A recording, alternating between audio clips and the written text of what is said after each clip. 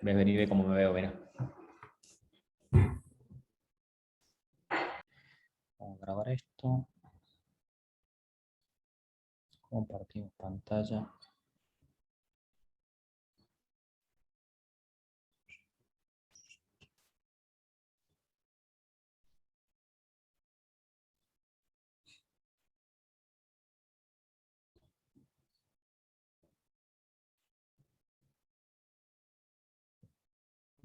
Y paro el video. Bueno, si me escuchan todos ahí bien, empezamos. Vamos a hablar en la clase de hoy de pancreatitis. Y bueno, vamos a hacer a modo de introducción al tema, únicamente a modo de introducción, hablar algo de anatomía. Puntualmente, sabemos que el páncreas en su mayoría se localiza en el cuadrante superior izquierdo, ¿sí? Y que aparte de localizarse ahí, es un órgano retroperitoneal que mide entre 12 a 20 centímetros de longitud, pesa entre 70 y 110 gramos, tiene un conducto principal que se denomina conducto de Wilson y un conducto de Santorini que es el drenaje accesorio. También conocemos y sabemos, ya esto lo recuerdan ustedes de anatomía, que está el famoso esfínter de Oddi, donde hay un drenaje biliar y pancreático que está mediado por la ampolla de Vater.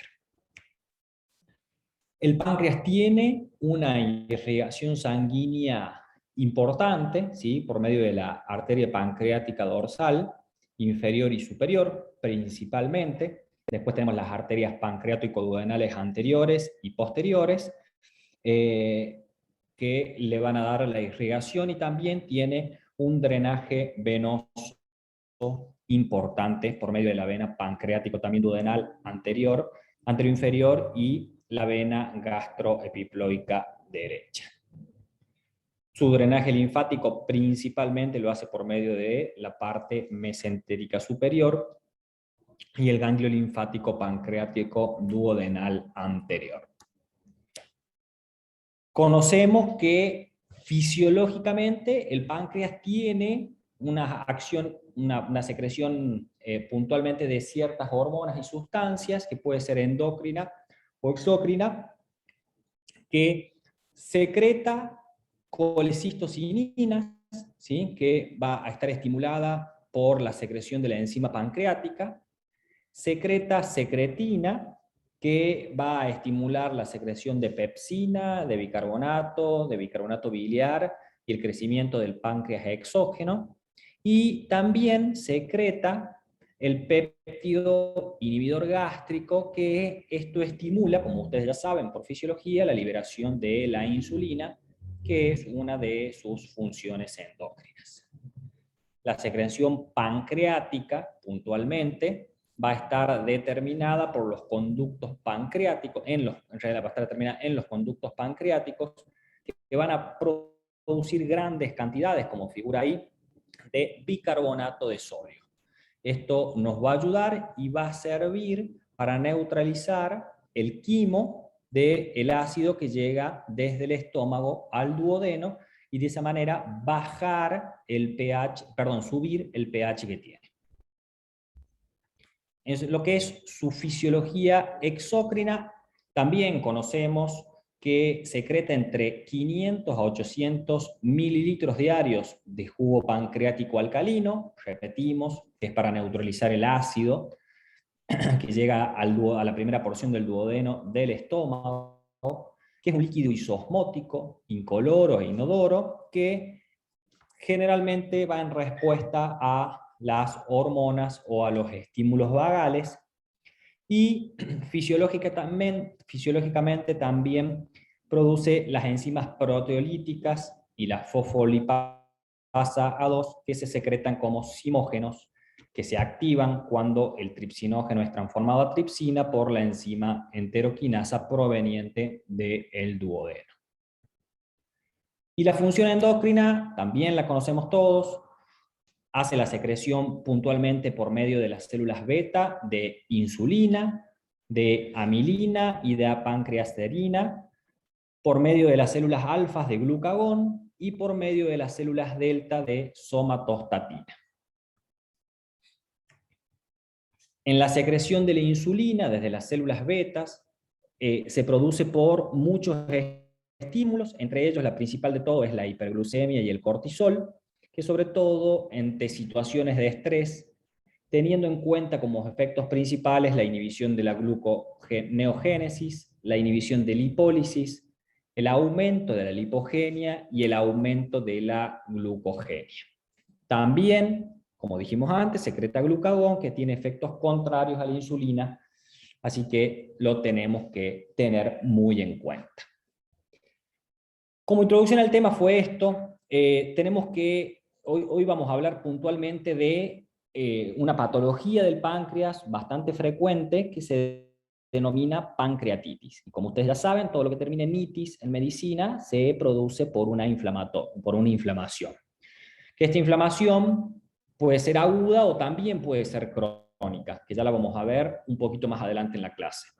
La pancreatitis aguda, sabemos que es un proceso inflamatorio agudo del páncreas y lo deberíamos de sospechar en todo paciente con dolor abdominal agudo, severo en la parte superior del abdomen, pero ante la sospecha esta, nosotros necesitamos la evidencia bioquímica o radiológica para establecer el diagnóstico definitivo.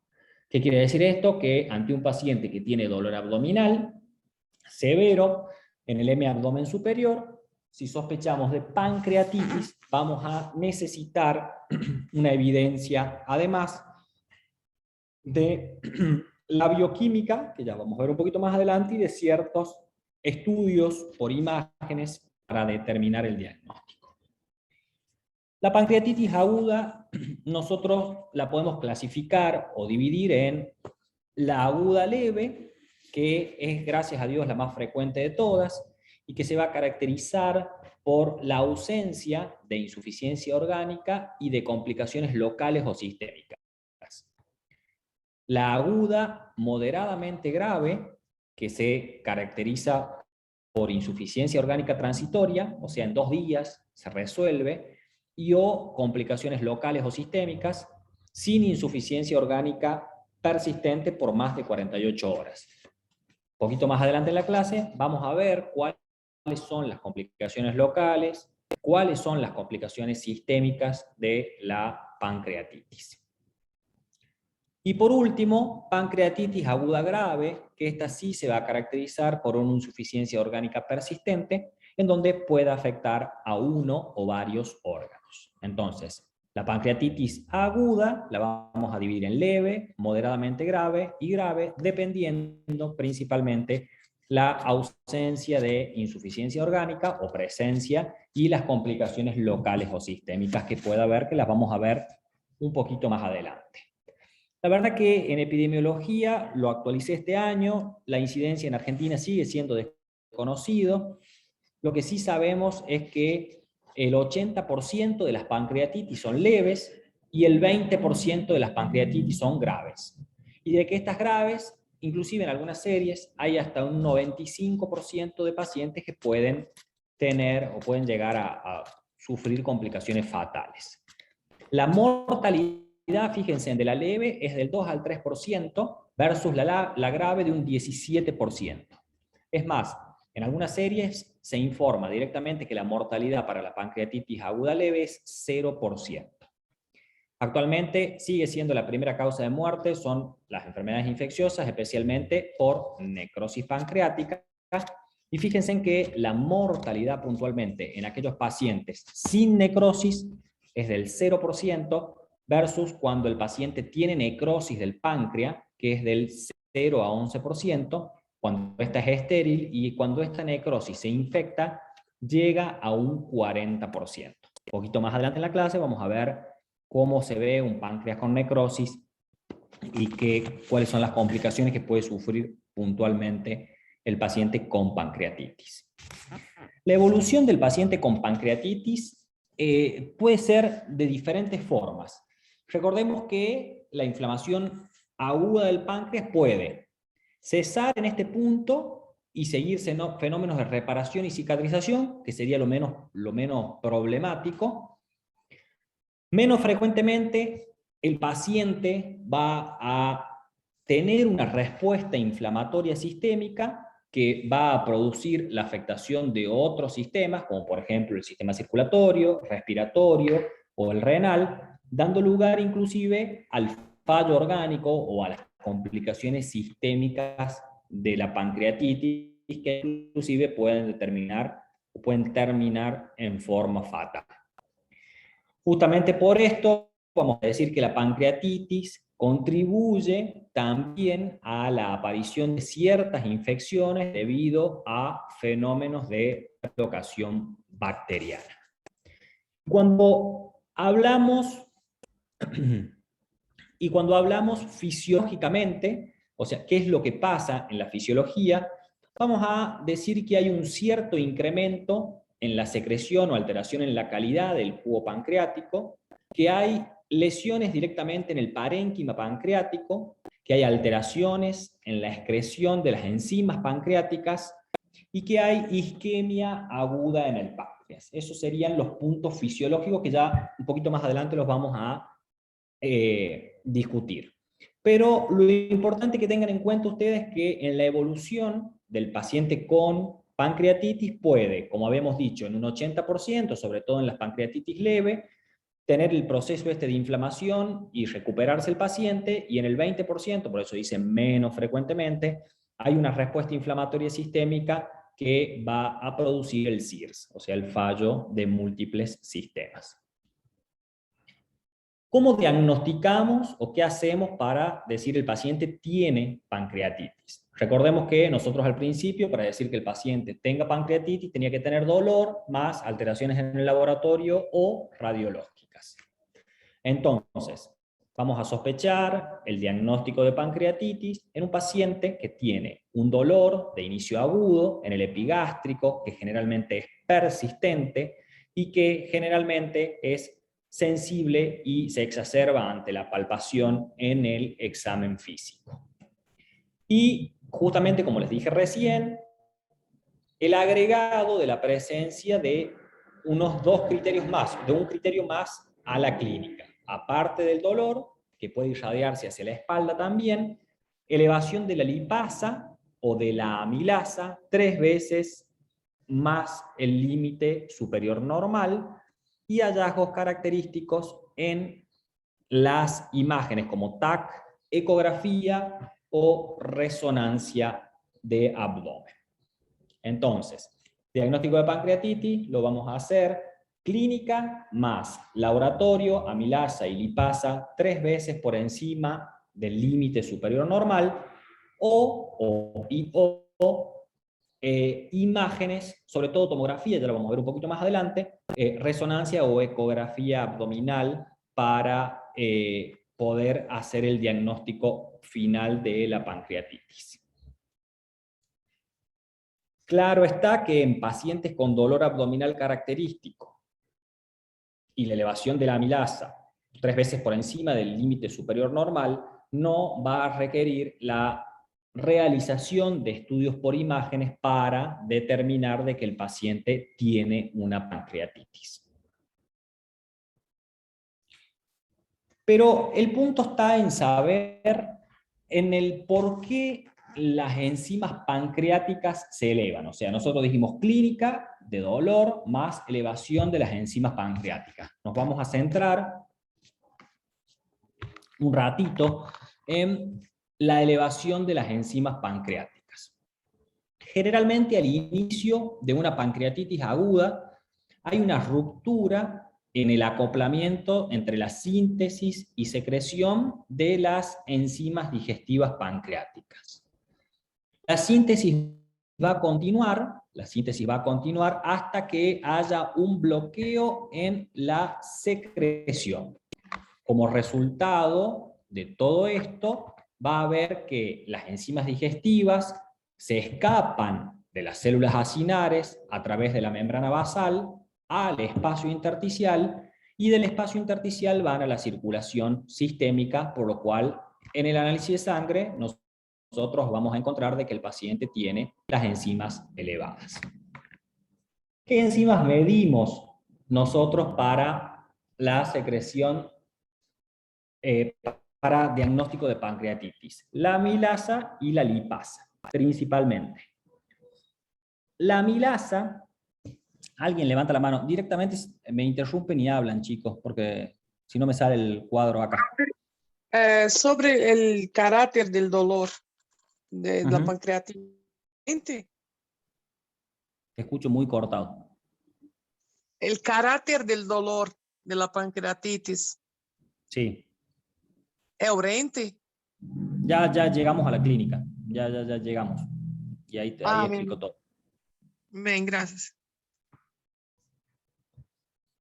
En cuanto a la amilasa, vamos a saber, o ustedes deberían de saber, y es muy importante que sepan los tiempos. Esto es como las enzimas, es como cuando hablamos de infarto agudo de miocardio. Ustedes deberían saber cuándo aumenta la CPK, cuánto aumenta la troponina, cuánto tiempo duran elevada y cuánto tiempo, en cuánto tiempo descienden a la normalidad. ¿Y por qué es importante esto? Porque en base a eso y la evolución clínica que tengan del dolor, ustedes van a saber si van a poder encontrar o no las enzimas elevadas. Entonces tienen que saber de que la amilasa sérica aumenta dentro de las 6 a 12 horas posteriores al inicio de la pancreatitis aguda y que tiene una vida media aproximadamente de unas 10 horas y que vuelve siempre y cuando la pancreatitis no se complique a la normalidad en unos 3 a 5 días. O sea, ¿qué quiere decir esto? De que si el paciente nos refirió de que tiene dolor epigástrico fuerte y que consultó una semana después y evidentemente, y se le fue el dolor evidentemente, la amilasa nos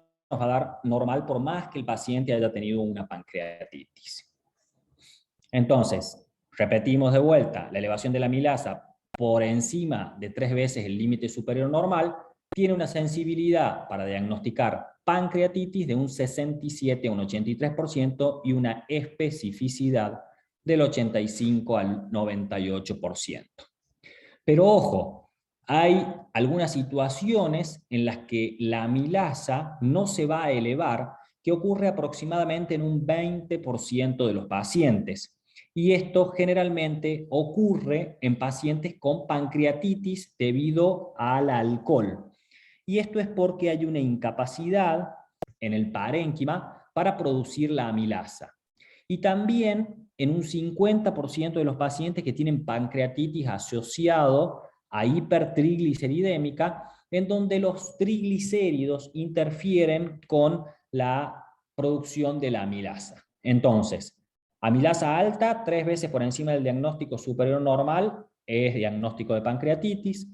Sabemos que entre las 6 y 12 horas posterior al inicio de los síntomas, el paciente va a tener la amilasa elevada, que la amilasa tiene una vida media de 10 horas y que dura entre 3 a 5 días la elevación de esto. Tiene una sensibilidad de hasta un 83%, una especificidad de hasta el 98%, pero ojo que en aquellos pacientes con pancreatitis por causa alcohólica, ya vamos a ver que el 90% casi de las pancreatitis son o por litiasis o por alcohol, ¿sí?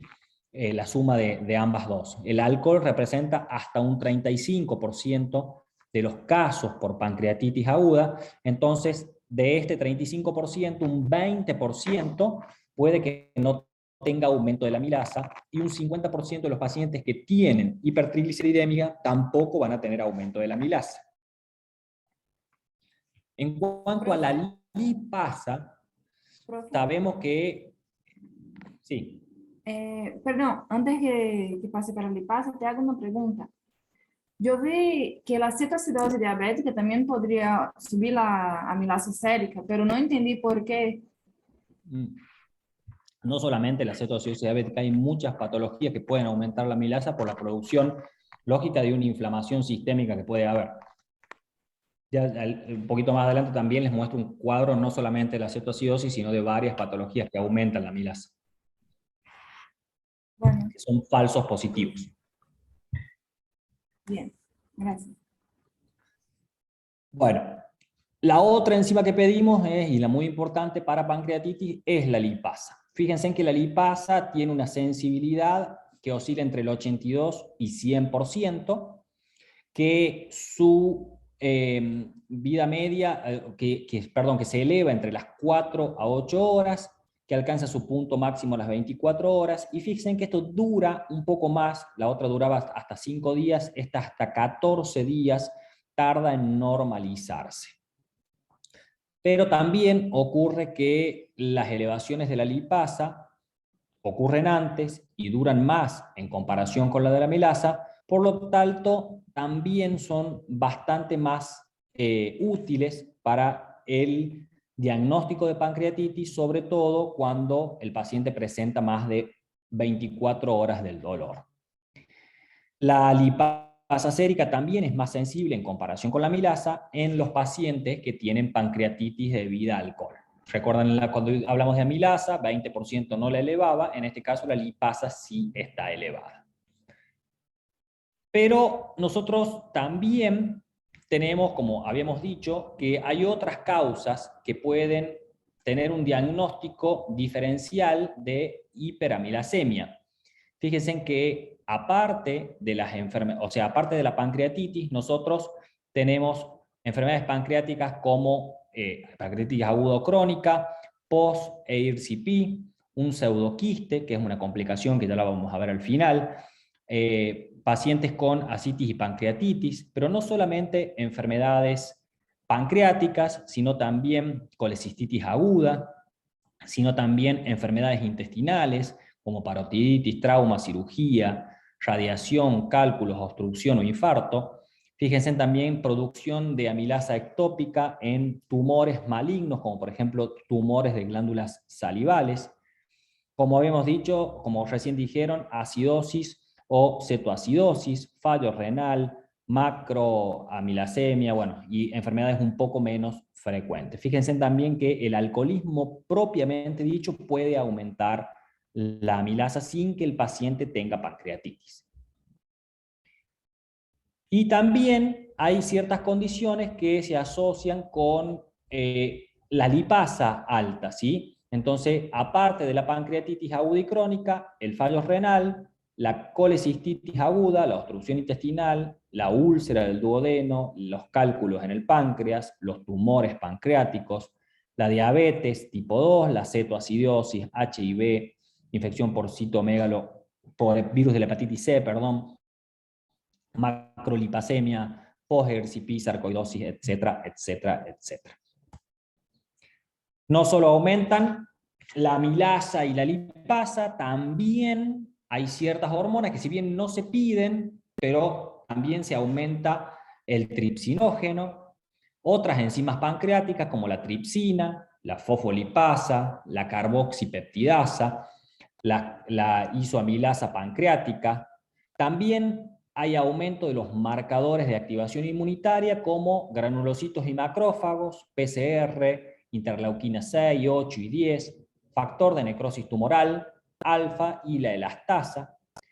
También hay leucocitosis, también hay hematocrito elevado por hemoconcentración, puntualmente porque hay una deshidratación por extravasación del líquido intravascular a terceros espacios.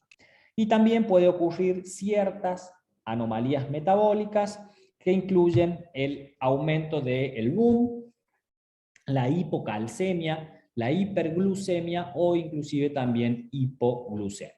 Entonces, ¿qué quiere decir esto? Que cuando nosotros tengamos un paciente con pancreatitis, también le podemos pedir todo esto y vamos a pedir, aparte de todo esto también, un perfil completo en cuanto a su función hepática, su función renal y pruebas de coagulación. Ahora, yendo al examen físico, o sea, ¿qué encontramos en el paciente con pancreatitis en el examen físico? La verdad que los signos son bastante, digamos, hay ciertos signos, ciertas cosas en el examen físico que vamos a encontrar que son no patognomónicas, pero bastante certeras, y hay ciertas cosas que son bastante, digamos, frecuentes de muchas patologías. Podemos encontrar, depende del tipo de pancreatitis que tenga el paciente, un paciente taquicárdico, un paciente taquimneico, podemos encontrarlo hipotenso, podemos encontrarlo con fiebre. Podemos ver en el examen físico que cuando nosotros lo palpamos tiene defensa voluntaria o involuntaria en la región epigástrica Y importante, no hay ruidos intestinales, o sea, eso sí nos ayuda un poco a pensar, ¿sí? O están bastante disminuidos. En algunas personas, fíjense, le pongo en algunas personas porque es solamente el 1%, o sea, muy poco es posible que encontremos sangre en la pancreatitis necrosante, que es cuando se va disecando a través de los tejidos blandos y se va a manifestar en el examen físico como una pigmentación azulada alrededor del ombligo, que se denomina el famoso signo de Cullen, o en los flancos como el signo de Gray-Turner. Esto es una imagen de un signo de Gray-Turner en un paciente con pancreatitis aguda necrotizante. Nosotros, aparte de todo esto, si teníamos duda con respecto al diagnóstico y la amilasa, la clínica, la amilasa, lo que sea, no nos estaría ayudando, podemos también pedir imágenes.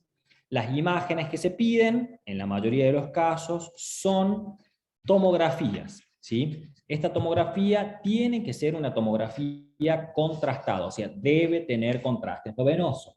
En el caso de que hagamos una TAC multi-slide, o sea, de los tomógrafos nuevos, que con contraste vamos a tener que la sensibilidad y la especificidad del método es mayor al 90%. ¿Qué les quiero decir con todo esto? De que es raro de que le erremos a la pancreatitis. Si tenemos clínica característica, enzimas características e imágenes bastante características con una sensibilidad y una especificidad por encima del 90%, si le erramos, evidentemente es porque no pensamos en la pancreatitis. Ojo que no está justificado hacer TAC o métodos de diagnóstico cuando tenemos clínica y laboratorio claro. Y tampoco está justificado en pacientes con evolución adecuada y correcta respuesta al tratamiento.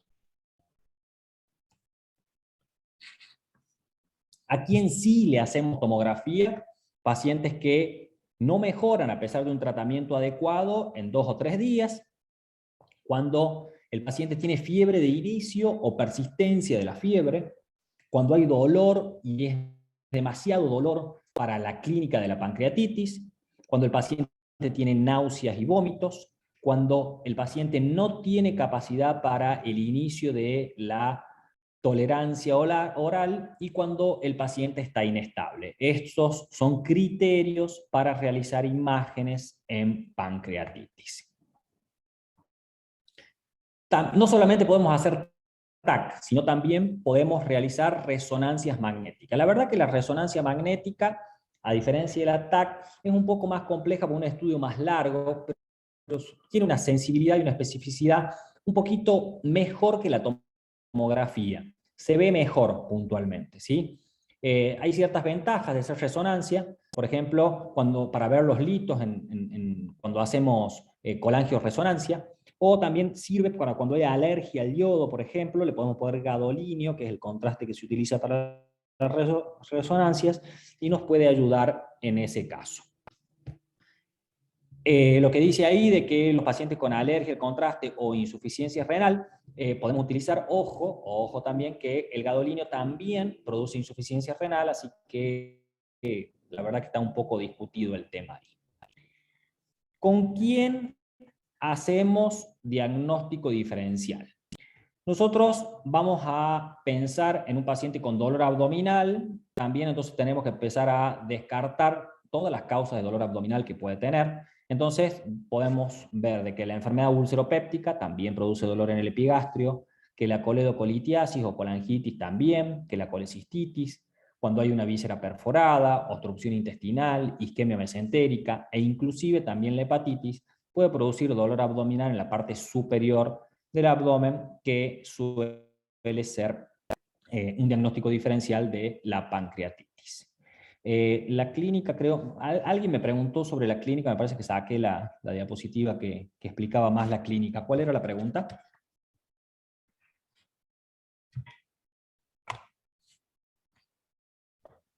Yo había preguntado, profe, sobre el carácter del dolor. Sí. Si era un carácter urente. Sí, es un dolor agudo, no sé si tanto como urente, sí, lo podemos clasificar, sí, la verdad que es lo más parecido sería urente. Sí, porque yo racioné por las enzimas. Como empiezan las enzimas a circular, debe dar la sensación esa de quemación, de que, no sé, racioné así como urente. No, me parece que, la verdad que desconozco que por la elevación de las enzimas uno tenga carácter urente del dolor.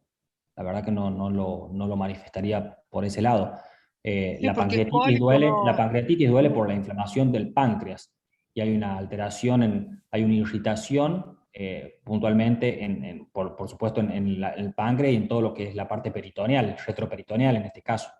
Claro, Entonces, por eso es el claro. dolor en el epigastrio con irradiación característica que tiene, pero la verdad que por elevación de las enzimas pancreáticas que tengan un carácter urente, yo por lo menos fisiopatológicamente no le encontraría la respuesta. Puede ser que sea así, no lo sé, Ajá. pero no le Profe, Bueno, encontraría. gracias, profe. eh, profe, en el libro sale como un tipo de dolor perforante. Sí, sí, puede ser perforante, punzante, es un dolor localizado en el epigastrio. La verdad que preguntar las características del dolor, salvo que sea un cólico que inicie o sea, es muy difícil preguntarle al paciente como que, o el paciente generalmente describe o el dolor urente o el dolor punzante o el dolor cólico. Es lo más fácil por ahí de que uno tenga en el diagnóstico diferencial cuando uno hace el interrogatorio de un paciente con dolor.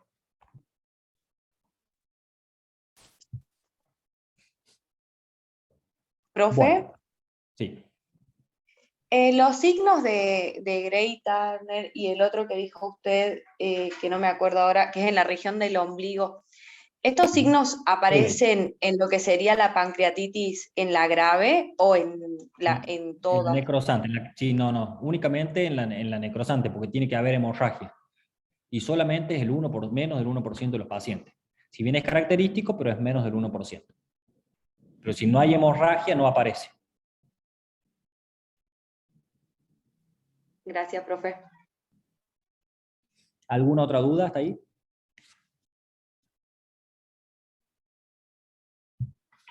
Bueno, entonces, un segundo que prendo la...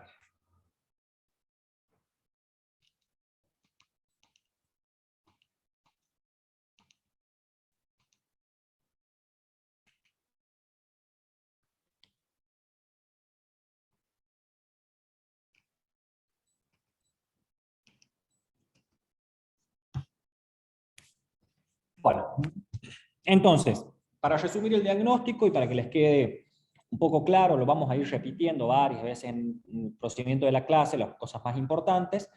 Cuando nosotros sospechamos en pancreatitis aguda, le preguntaremos al paciente cómo es el dolor, desde cuándo comenzó el dolor y todo lo que semiológicamente implica esto.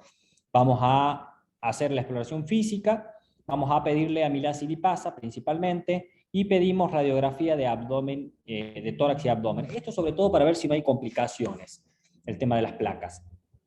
Si cumple ambos criterios, o sea, la amilasa y el dolor abdominal, y tiene clínica típica, puntualmente nosotros vamos a diagnosticar directamente la pancreatitis aguda. En el caso de que no cumpla alguno de los criterios, haremos alguna prueba por imagen, que hablamos recién, y si cumple con los criterios, dos de los siguientes criterios, como hemos hablado, clínica, dolor o imágenes, clínica, imágenes o laboratorio, dos de esos tres, vamos a decir que el paciente tiene una pancreatitis aguda, y en el caso de que no los cumpla, vamos a pensar que el paciente tenga otra patología, o sería poco probable de que tenga pancreatitis. La evolución de un paciente con pancreatitis es importante, repetimos, ¿sí? Los pacientes generalmente que tienen pancreatitis aguda se presentan con un dolor agudo, abdominal, en epigastrio, con aumento de la amilasa y de la lipasa, y que en la mayoría de los pacientes se recuperan sin complicaciones locales ni sistémicas. Entonces, esto representa, como dijimos, el 80% de los casos, y que hay un 20% de los casos que los pacientes tienen una complicación de su pancreatitis aguda, como necrosis del páncreas o del tejido peripancreático, y el paciente, lógicamente, en este caso va a evolucionar de manera distinta, ¿sí? Recordemos que estos pacientes que se complican tienen una mortalidad de hasta el 17%. Los pacientes con pancreatitis aguda pueden o curarse de su pancreatitis o tener ataques recurrentes de pancreatitis aguda o directamente desarrollar una pancreatitis crónica. O sea, tres caminos: o el paciente tiene un solo episodio de pancreatitis, o tiene episodios recurrentes de pancreatitis aguda, o desarrolla una pancreatitis crónica. Fíjense en que hay un metaanálisis de 14 estudios con casi 8.500 pacientes con pancreatitis aguda, en donde se evaluó que la prevalencia combinada de pancreatitis aguda recurrente y pancreatitis crónica fue del 22% y del 10% respectivamente. Y que la prevalencia de pancreatitis crónica después de un primer episodio con pancreatitis aguda recurrente fue del 10 al 36% respectivamente. Pero ojo, que en este metaanálisis, cuando se hizo el análisis de subgrupos, la prevalencia de la pancreatitis crónica en los individuos con antecedentes de tabaquismo y de consumo de alcohol fue mayor que en aquellos que no la tenían, entre un 65 para el consumo de tabaco y 61 para el de alcohol. Y cuando comparamos el riesgo de progresión de pancreatitis aguda a pancreatitis crónica, fue mayor en hombres que en mujeres. Entonces, a tener en cuenta estos datos de que principalmente es un poquito más frecuente de que pase de pancreatitis aguda a pancreatitis aguda en los hombres, de que cuando el tabaquismo y el alcoholismo están presentes, la tasa de prevalencia de pancreatitis crónica es un poquito más alta, y que justamente que la prevalencia de pancreatitis aguda combinada, recurrente y crónica es un poquito más alta la de combinada aguda. Esto se los dejo. Esto es la actualización, esto es del UpToDate de ahora de este año, en donde da las definiciones revisadas de los hallazgos morfológicos en la pancreatitis aguda. No viene al caso, pero la verdad que hay diferencias que después ustedes la leen tranquila en clase y lo van a poder ver. Se lo agrandé como pude porque la verdad que la tabla era bastante grande.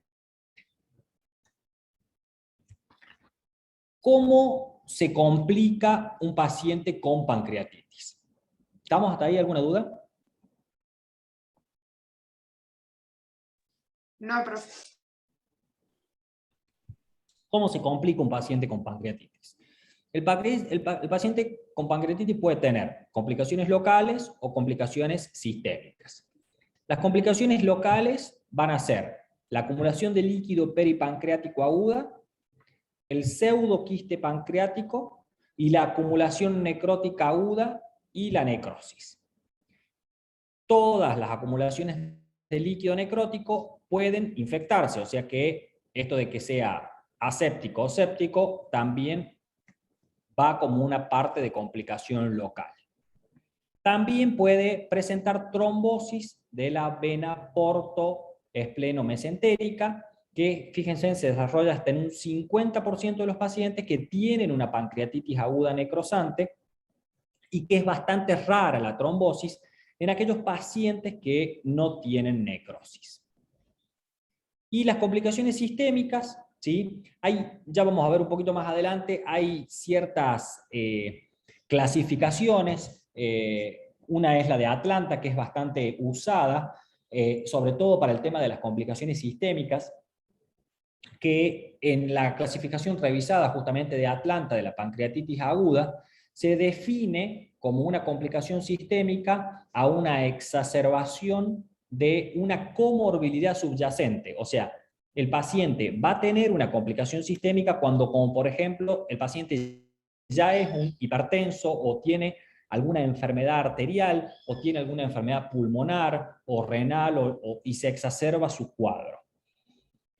Esta clasificación ayuda un poco, esta es la clasificación revisada de Atlanta, a diferencia de las otras clasificaciones en donde independientemente el paciente tenga o no tenga complicaciones o comorbilidades, de igual manera los clasifica como complicaciones sistémicas de la pancreatitis. Recordemos que la inflamación pancreática va a resultar de la activación de la cascada de un montón de citocinas que se van a manifestar clínicamente como un síndrome de respuesta inflamatoria sistémica, y en los pacientes que tienen este síndrome de respuesta inflamatoria sistémica persistente van a tener mayores probabilidades de tener fallo de uno o más órganos, el famoso fallo multiorgánico, y después la muerte de estos. Yo les dije que las complicaciones sistémicas la podemos ver según la clasificación de Atlanta y según el score de Marshall modificado, en donde directamente lo subdivide en 4 grupos, en 5 en realidad grupos, en donde esto es muy del terapista, muy del terapista, pero evalúa el sistema, por ejemplo, respiratorio, la parte renal, la parte cardiovascular, el suplemento de oxígeno que puede llegar a necesitar, y en base a eso se hace el score y la disfunción orgánica según, en este caso, el score de Marshall. Fíjense que cuando nosotros hablamos de pancreatitis, no hablamos qué lo produce, o sea, cuáles son las causas que van a determinar la pancreatitis. Y el 40 al 70% de los pacientes que tienen pancreatitis es por litiasis y el 25 a 35 es por alcoholismo, ¿sí? Y no solamente el alcohol y la litiasis producen pancreatitis, sino también las enfermedades de las vías biliares, propiamente dicho, o sea, puede ser un tumor inclusive, la hiperlipidemia. Hay ciertas causas de herencia, que ya la vamos a ver un poquito más adelante, la hipercalcemia, los traumatismos, la isquemia, la obstrucción del conducto pancreático, infecciones y fármacos dentro de los más frecuentes que pueden llegar a producir la pancreatitis. Acá les dejo una lista un poquito más detallada de la etiología de la pancreatitis aguda, en donde puede ser mecánica tóxica, metabólica por drogas, infecciosa, traumática, congénita, vascular, algunas misceláneas y genética, inclusive pacientes con pancreatitis de la parte genética. La verdad que si seguimos con las causas son varias. Ninguna de las causas, o sea, no se sabe exactamente el mecanismo fisiopatológico por el cual la litiasis produce la pancreatitis. Lo que sí está bastante claro es que solamente el 3 al 7% de estos pacientes que tienen litiasis van a desarrollar pancreatitis, o sea, no todos los pacientes, inclusive un bajo número desarrolla pancreatitis. Como les dije a ustedes, no se conoce el mecanismo por el cual el paso de los cálculos biliares induce la pancreatitis, pero hay 2 factores como bastante estudiados y subjetivos como probables iniciadores en la pancreatitis por cálculos biliares, en el cual uno es el reflujo de la bilis en el conducto pancreático debido a la obstrucción transitoria en la ampolla durante el paso de los cálculos biliares, y el otro es la obstrucción en la ampolla secundaria a los cálculos o edema, resultando de un paso de un cálculo o cálculos provenientes, produciendo básicamente una relación causa-efecto de la recurrencia de los cálculos en la vía biliar. En el alcoholismo es distinto, y sabemos que es totalmente distinto, pero tampoco se sabe con exactitud. Lo que sí sabemos es que el 10% de los pacientes, solamente el 10% de los pacientes que tienen alcoholismo o un consumo crónico de alcohol, va a tener pancreatitis aguda clínica. Y que en la presentación clínica de la pancreatitis no hay ninguna probabilidad de saber si es por alcohol o por litiasis, principalmente. O sea, no hay ninguna diferencia en cuanto a la manifestación clínica. Lo que sí sabemos es que es fácil darse cuenta cuando un paciente es alcohólico o cuando no es alcohólico. Sabemos que el alcohol puede actuar aumentando la síntesis de las enzimas de las células acinares pancreáticas para sintetizar las enzimas digestivas, las lisocimas que se cree que son las responsables de la pancreatitis aguda, o hay una sobresensibilización de los acinos a la colecistoquinina. Pero como les dije recién, no, el mecanismo exacto de la lesión pancreática, los factores genéticos y ambientales que influyen en el desarrollo de la pancreatitis en los pacientes con trastornos por consumo de alcohol, no está del todo claro. Hay un debate bastante abierto en cuanto a la presencia de pancreatitis crónica subyacente en pacientes que presentan pancreatitis alcohólica aguda. En un principio se pensó que el alcohol podía causar directamente la pancreatitis crónica y que los pacientes que tenían alcoholismo presentaban pancreatitis clínicamente aguda y que después de esta pancreatitis aguda hacían pancreatitis crónica. Pero se vio también de que aquellos pacientes que tenían pancreatitis aguda, no todos pasaban a la crónica. Entonces, esta teoría es como que, inclusive cuando seguían con el consumo de alcohol. Entonces, esta teoría quedó un poco dejada de lado. Sabemos también, como les dije hace un ratito, que hay cierta asociación del tabaquismo también, que está bien reconocido en cuanto a la pancreatitis, y que cuando nosotros, los pacientes fuman, en realidad, el riesgo de pancreatitis aguda y crónica aumenta en cuanto a mayor consumo de paquetes año tenga el paciente. Tratando de resumir los posibles mecanismos que tiene el alcohol en la producción de pancreatitis, habíamos dicho hace un ratito, la sensibilización de las células acinares, la potenciación por la colecistoquinina, y también, que no lo habíamos dicho, generación de metabolitos tóxicos, sensibilización del páncreas al virus Coxsackie-B3 y la activación de las células estelares pancreáticas por el mismo alcohol. Repetimos, no solo la pancreatitis aguda se produce por alcohol y litiasis, también hay otras causas, como las vimos recién, tumores, factores genéticos. Fíjense en que la mutación de la ganancia de la fusión del gen PRSS1 puede producir pancreatitis, iatrogénica, por ejemplo, posgastrectomía o post-ERCP. Fármacos, muchos fármacos pueden producir pancreatitis, diuréticos, tetraciclinas, inhibidores de la acilcolinesterasa, nitrofurantoína, ácido valproico, etc. La hipertrigliceridemia, pero para que produzca pancreatitis tiene que ser mayor de 1000 los triglicéridos en sangre, y el hiperparatiroidismo también puede producir pancreatitis aguda. Bueno, ya vimos qué es la pancreatitis, vimos cómo clasificamos la pancreatitis aguda y la crónica, vimos cuáles son sus factores etiológicos, cómo llegamos al diagnóstico principal de pancreatitis con estos 2 de 3 criterios, pero tenemos que saber que no todas las pancreatitis son exactamente iguales, por ende nos gusta clasificar y subclasificar siempre a todas las patologías y ver los predictores de gravedad de un paciente. Esto nos sirve y sirve muchísimo para saber si este paciente va a andar bien o va a andar mal por la pancreatitis. Y en base a esto están estos famosos y conocidos criterios de Ramsson, que los tienen que saber como los criterios de Framingham en la insuficiencia cardíaca. Y que son criterios, fíjense en que son clínicos de laboratorio, ¿sí? Y hay algunos que son por imágenes, que ya lo vamos a ver un poquito más adelante. En este caso son criterios sin relación a cálculos biliares y criterios cuando tienen relación por cálculos biliares.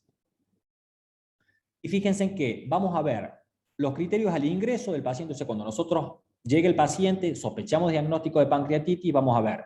Si el paciente tiene más de 55 años, tiene un factor de riesgo. Si tiene más de 16.000 blancos, tiene un factor de riesgo. Si tiene glucemia más de 200, es otro factor de riesgo. LDH más de 350, un factor de riesgo. Y la AST más de 250 también es un factor de riesgo. Después, cuando le hicimos tratamiento al paciente, que ya vamos a ver cuál es, y lo evaluamos en las primeras 48 horas, vamos a ver que si el paciente disminuye el hematocrito más de 10 puntos, aumenta el boom, disminuye el calcio, cae la presión, hay un déficit de base más de 4 y un secuestro estimado de líquido más de 6 litros, son otros factores de riesgo para predecir la gravedad de los pacientes por pancreatitis. Si bien los criterios son los mismos, sea relacionado a cálculos biliares o no, lo que se diferencia es que acá son 55 y acá son 70 años y se diferencian algunos valores. Pero los criterios de Ransom para pancreatitis aguda los tienen que saber muy bien porque es lo que a ustedes les va a determinar la gravedad en estos casos. Una cosa que se agregó, que no está en esta tablita, es la PCR en el laboratorio, que es un factor crucial de, sobre todo, un reactante de fase aguda muy importante. Entonces, cuando nosotros empezamos a ver esto, nos sirve para ver justamente esto que está acá abajo, el número de factores y la probabilidad de mortalidad que tiene el paciente. Por ejemplo, vamos a un extremo. Si el paciente tiene 80 años, 20.000 blancos, una glucemia de 300, un LDH de 500, una ST de 250, y a su vez en las primeras 48 horas disminuye el hematocrito y cae la presión arterial y evidentemente tiene una mortalidad altísima, cercana al 100%, en cambio cuando no presenta nada de esto, fíjense que la mortalidad del paciente es mucho más baja. Para eso nos sirven los famosos criterios de Ransom. Hay otros criterios también, no me interesa que lo sepas, se los puse exclusivamente para que no se cierren su cabeza en solamente los criterios de Ransom. Están los criterios de Apache, en donde estos son más del terapista, pero que también se pueden utilizar.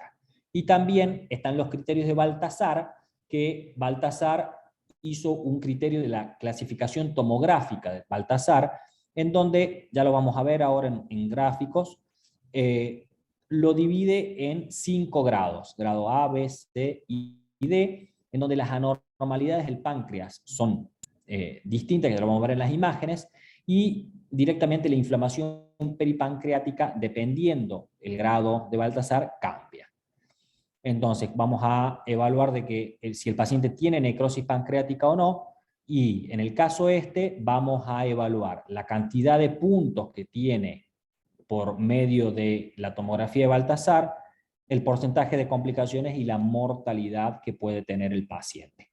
Porque las otras clasificaciones eran eminentemente clínicas. Y de laboratorio, en esta, como el diagnóstico también es tomográfico, hay una clasificación para determinar la gravedad según las imágenes de los pacientes.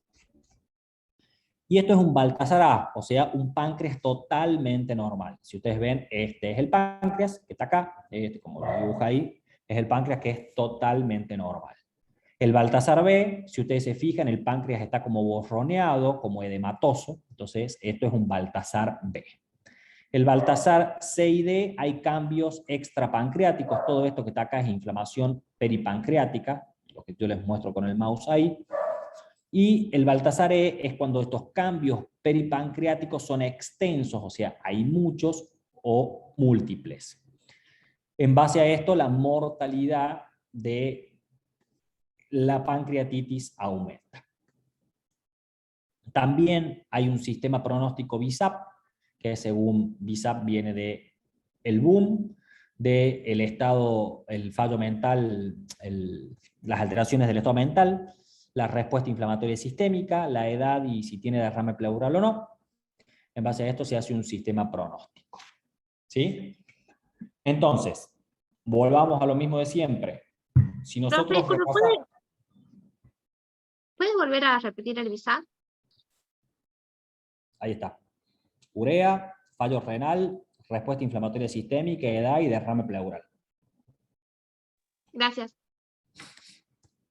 Bueno, entonces si repasamos los diagnósticos diferenciales que puede tener un paciente con dolor, que no tenga elevación de la lipasa o que por imágenes no esté muy claro, también tenemos que pensar que el paciente puede tener una úlcera, no nos cerremos en pancreatitis, puede tener colecistitis, colangitis, coledocolitiasis, obstrucciones e inclusive infarto o cetoacidosis diabética también puede manifestarse dentro de uno de sus diagnósticos diferenciales. Menos frecuentes, porque la verdad bastante menos frecuentes, aneurismas, cálculos, gastroenteritis, aumento de la amilasa por otro tema u obstrucción del intestino. ¿Cómo manejamos a un paciente con pancreatitis? Entonces, si nosotros tenemos un paciente con pancreatitis, lo que nosotros deberíamos hacer es, primero, llegar al diagnóstico, ¿sí? Que es lo más importante de todo. 2 de los 3 criterios que habíamos hablado, ¿sí? Clínica, laboratorio de imágenes. Una vez que tenemos nosotros esto, vamos a ver qué gravedad tiene el paciente con el diagnóstico mediante los criterios de Ramsson, y en base a esto vamos a poder determinar qué vamos a hacer con el paciente. Si lo vamos a poner en una terapia intensiva, si lo vamos a manejar clínicamente en piso, si lo vamos a mandar a la casa, de qué manera y todo lo demás. Entonces, en todo paciente con pancreatitis aguda, vamos a ver siempre la monitorización de los signos vitales, siempre le vamos a pedir laboratorio de control y vamos a hacer tratamiento. El tratamiento se apoya en 3 pilares fundamentales, 2 de los 3 están ahí: fluidoterapia, analgesia y nada por boca. Entonces, en base a eso, vamos a ver los criterios de gravedad que tiene, como habíamos dicho recién, el Apache 1, el Ramsson, o los criterios que ustedes utilicen. Generalmente el Ramsson es más fácil.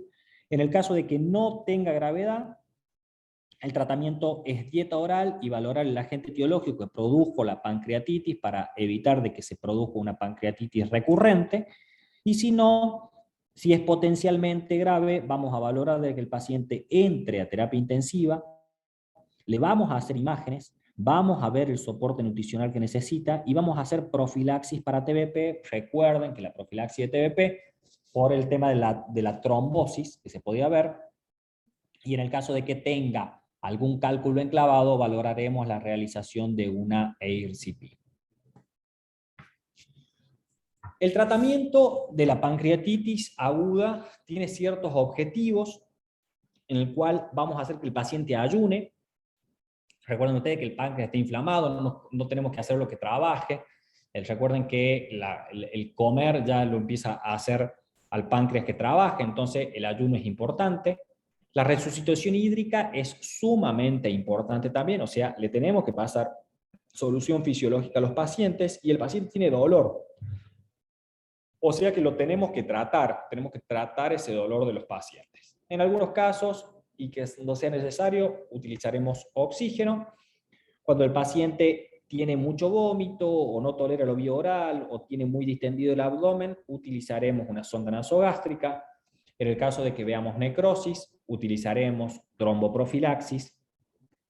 Pero recuerden que ustedes en una pancreatitis leve o moderada inclusive, o sea, estamos cubriendo un gran porcentaje de casos de pancreatitis, cercano a un 90%, van a remitir aproximadamente a los 7º día de tratamiento. Entonces hay que tener un poquito de paciencia. Por supuesto que cuando no mejora el paciente o empeora, ahí vamos a necesitar hacer otras cosas. En cuanto a la reposición de líquidos, está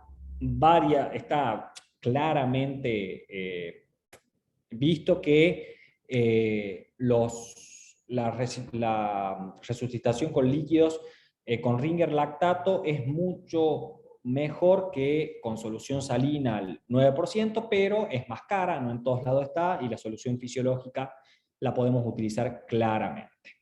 Nosotros deberíamos pasar líquido suficiente para restaurar el volumen circulante y el gasto que tenemos, y vamos a necesitar generalmente colocar entre 2,5 a 4 litros de líquido en los primeros 2 días. En cuanto al ayuno, importantísimo, reposo gástrico durante 24 a 48 horas. Repasamos, si no tolera o presenta vómito, sonda para descompresión. Y en el caso de estos casos, en el caso de que los pacientes no toleren y necesitamos alimentar al paciente, y bueno, empezaremos con nutrición enteral para tratar de mejorar los líquidos y no empecemos a producir una desnutrición en el paciente. En cuanto a la analgesia, vamos a pensar de que el síntoma predominantemente es un dolor abdominal, ¿sí? Y que cuando nosotros le aliviamos este dolor, hay una mejor respuesta fisiológica al estrés, disminuye el esfuerzo respiratorio y mejoran todos los mecanismos inmunológicos, por lo cual podemos utilizar cualquier analgesia, ¿sí? Sobre todo los derivados de la morfina, en bolos o en infusión continua. Antibióticos utilizamos cuando hay necrosis y a su vez cuando vemos que la necrosis esta puede llegar a estar infectada, siempre vamos a tratar de utilizar carbapenémicos o quinolonas en dosis alta o asociación, porque hay tanto gram positivos como gram negativos, ¿sí? Dentro de las bacterias aerobias gram negativas, la Escherichia coli es la más frecuente de los casos. Las bacterias aeróbicas gram positivas, los estáfilos y los estreptos, y en algunos casos puede llegar a haber hongos de la especie de cándidas hasta en un 25% de los casos. Hay algunos pacientes con pancreatitis aguda que necesitan ser operados. ¿Por qué? Porque los pacientes no responden al tratamiento médico o porque su pancreatitis aguda pone en peligro su vida. Como por ejemplo, en el caso de que el paciente sangre, en el caso de que esté perforada una víscera hueca, en el caso de que haya un síndrome compartimental, y básicamente en todos los pacientes en donde haya colecistolitiasis y necesitemos prevenir cuadros futuros de pancreatitis, ¿sí? Porque recordemos que cuando está la causa subyacente y no la tratamos, por ejemplo, sacar la extracción de los cálculos, tenemos hasta un 60% de probabilidades de recidiva. ¿Estamos hasta ahí? Pancreatitis aguda. Me faltan las complicaciones que se las puse al último nada más. Sí, profe. Sí, doctor, en orden.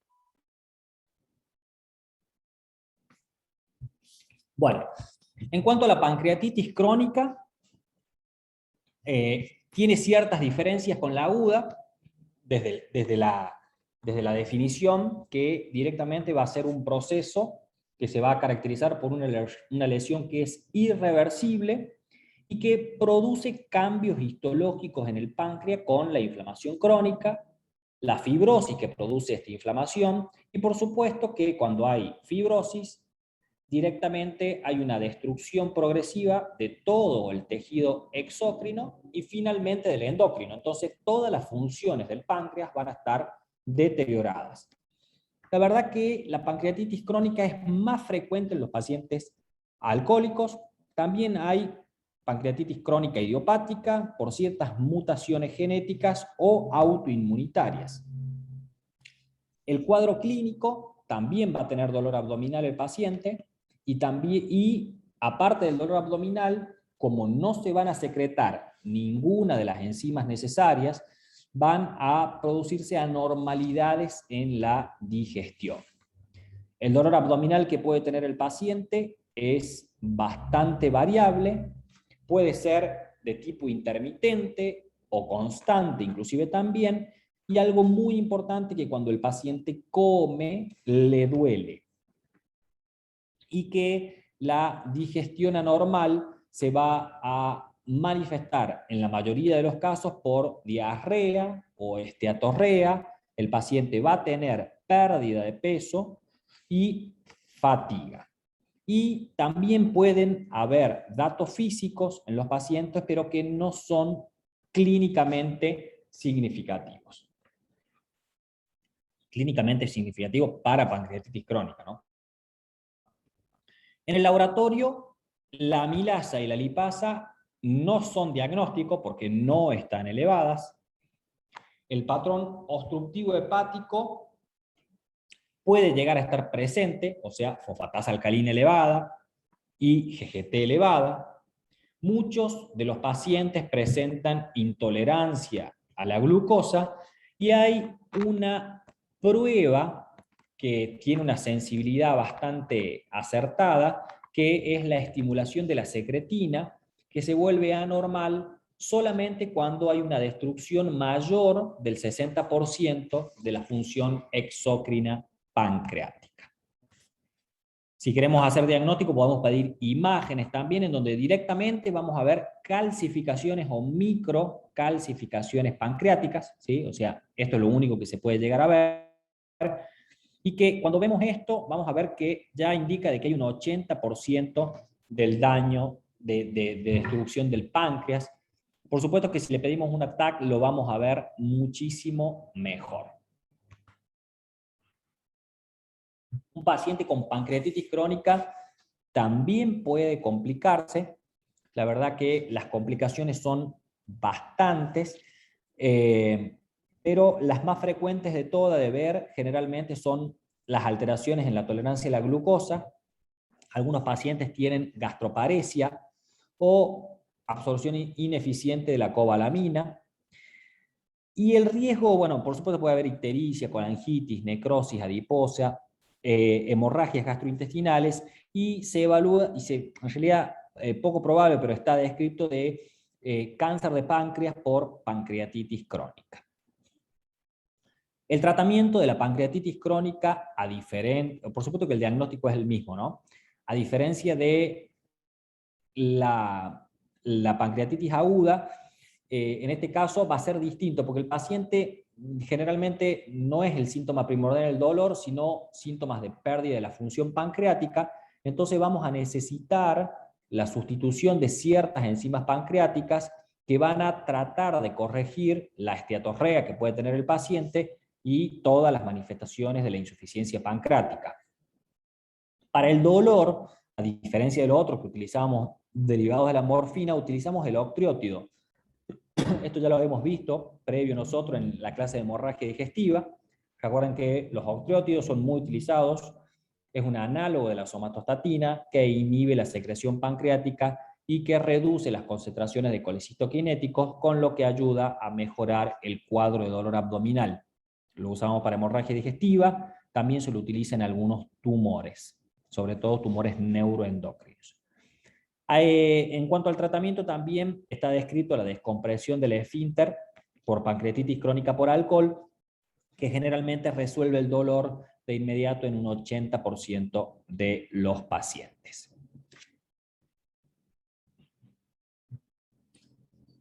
En cuanto a las complicaciones de la pancreatitis, las complicaciones pueden ser inmediatas y tardías. Volvemos al repaso. 80% de los pacientes se recupera sin complicaciones, gracias a Dios no tenemos que hacer mucho. 20% puede tener necrosis del tejido pancreático o peripancreático. Y repasando las complicaciones sistémicas y locales, las sistémicas, recuerden todos los daños multiorgánicos que pueden causar. Entonces van a encontrar insuficiencia circulatoria, trastornos metabólicos, insuficiencia cardiovascular, insuficiencia renal, trastornos hematológicos, insuficiencias hepáticas, encefalopatías, desnutrición e inmunodepresión. Y dentro de las locales que son las que nos vamos a referir un poquito ahora, la necrosis pancreática infectada, el pseudoquiste y el absceso. Todas las modificaciones sistémicas son del terapista. Fíjense en que nosotros no vamos a tratar en la clínica un paciente con insuficiencia respiratoria, ni renal aguda, ni nada por el estilo, porque son muy del terapista. Las complicaciones sistémicas es un paciente que cuando le falla un órgano, generalmente fallan varios, pero sí nos vamos a tratar de evaluar las complicaciones locales que ustedes la tienen que saber. La necrosis pancreática es una de la complicación, es la más grave de todas y es la que causa mayor mortalidad. Cuando nosotros sospechemos de de necrosis pancreática, sí o sí le tenemos que pedir una tomografía, porque vamos a ver la presencia de gas en la parte peripancreática, y esto nos va a indicar la existencia de bacterias y la infección peritoneal. O en el caso de una tomografía también podemos ver que haya una perforación de víscera hueca.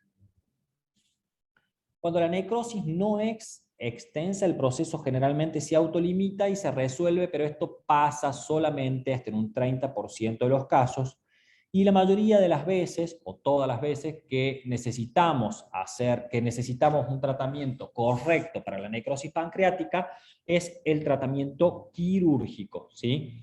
En los cuales, cuando ya verán en cirugía, ustedes van a ver o van a necesitar de que el paciente se tiene que hacer una revisión exhaustiva de la cavidad abdominal, van a exponer el páncreas, van a sacar la parte muerta, van a hacer generalmente varias sesiones quirúrgicas y siempre tiene que quedar buenos drenajes y el lavado de la cavidad.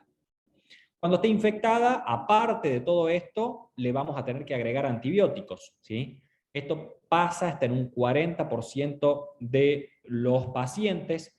Fíjense en que les puse acá que cuando nosotros intentamos un tratamiento conservador, o sea, un tratamiento solo antibiótico en un paciente con necrosis pancreática infectada, lo vamos a llevar a la muerte al paciente.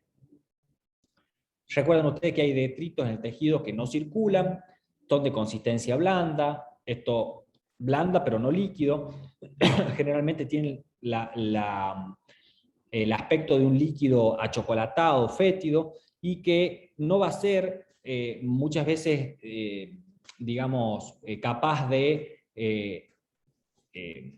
evacuarse a través de todos los drenajes que le dejen, por eso van a necesitar varias cirugías. Y, por supuesto, la colocación de varios drenajes para la parte de la irrigación. En cuanto a la otra complicación, que es el pseudoquiste pancreático, el pseudoquiste es una complicación mediata o tardía de la pancreatitis, que es una colección de líquido, que generalmente este líquido es estéril, que está compuesto por detritos celulares, sangre y líquido pancreático encapsulado, que por supuesto está formado por una pared que no tiene epitelio y que se desarrolla, como bien dice ahí, de 2 a 3 semanas después de la pancreatitis aguda. La clínica, la mayoría son asintomáticos, o en los que tienen síntomas son aquellos pacientes que no mejoran a pesar de un tratamiento adecuado. Puede permanecer la amilasa elevada, puede haber dolor abdominal, náuseas, vómitos, pérdida de peso o masa palpable.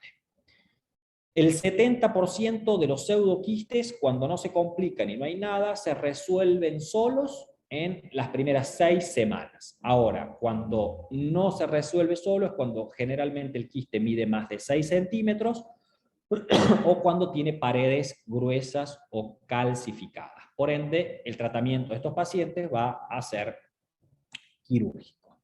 ¿Cómo hacemos diagnóstico de pseudoquiste? Básicamente por eco, TAC, que son métodos de imagen que tienen, fíjense, una sensibilidad alta, con una baja tasa de falsos negativos. Así que son los métodos de imagen los que nos ayudan a ver los pseudoquistes. Y después podemos ver hiperamilasemia o hiperamilasuria, y también podemos hacer una ERCP con una sensibilidad, como bien dice ahí, de un 85%. El pseudoquiste se complica porque, como toda lesión dentro del abdomen que tiene líquido y todo lo demás, puede obstruir por el tamaño que tenga la secreción de los conductos pancreáticos y de esa manera producir una insuficiencia pancreática. Se puede romper produciendo una peritonitis, puede sangrar también o puede infectarse. Entonces, ojo con el pseudoquiste, no los dejemos así como así porque puede complicarse. Otra de las complicaciones es el absceso pancreático.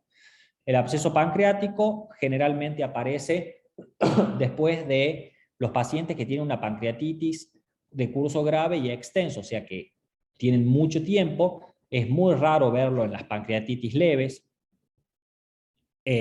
Nosotros vamos a hacer el diagnóstico de esto cuando le hagamos una tomografía, veamos el absceso que a diferencia del pseudoquiste tiene una pared mucho más gruesa, y por supuesto que el paciente, como con cualquier clínica de absceso, va a tener manifestaciones sistémicas generales en donde se va a acompañar la mayoría de las veces de fiebre. Entonces, en el caso del diagnóstico podríamos hacer una punción y cultivo para ver el tipo de germen que hay para, aparte del tratamiento quirúrgico, hacerle un tratamiento médico. Siempre vamos a realizar una tomografía para ver hasta dónde y qué compromete este absceso pancreático, y como les dije recién, tratamiento siempre quirúrgico y por antibióticos. Bueno, preguntas.